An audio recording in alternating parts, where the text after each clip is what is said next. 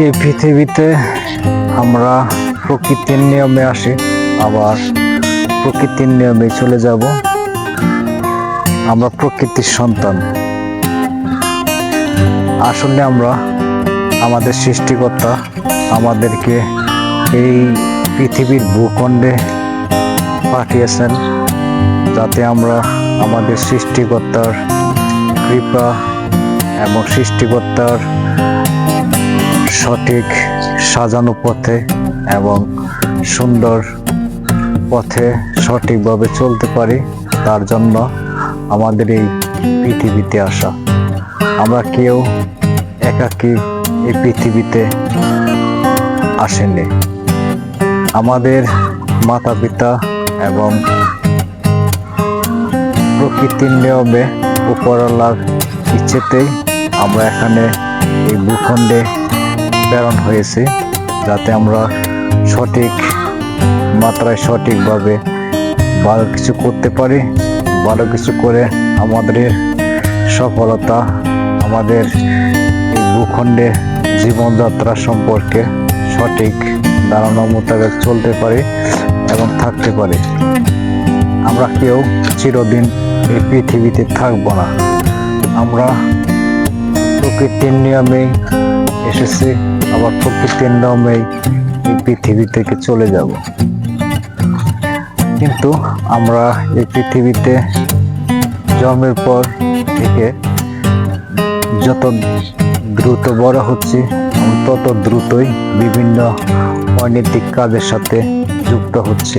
আমরা আমাদের পবিত্র আত্মাকে কখনোই পবিত্র রাখতে পারি না।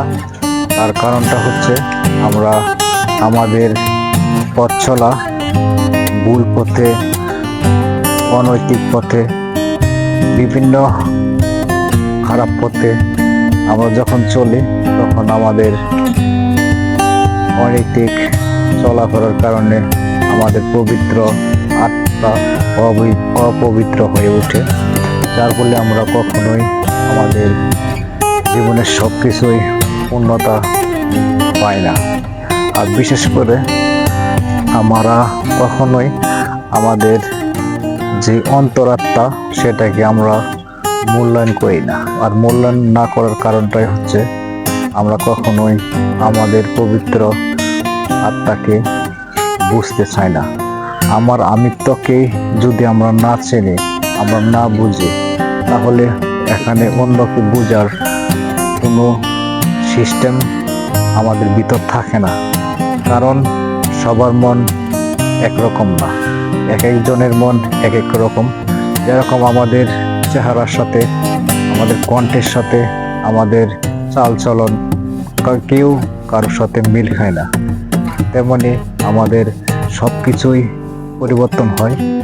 আর পরিবর্তন হওয়ার মূল কারণটাই হচ্ছে আমরা আমাদের সঠিকভাবে চলতে পারি না। আর চলতে না পারার কারণটাই হচ্ছে আমাদের মনের ত্রুটি, হিংসা, বিদ্বেষ, বিভিন্ন কারণে আমরা সমাজের সবার সাথে চলতেও পারি না।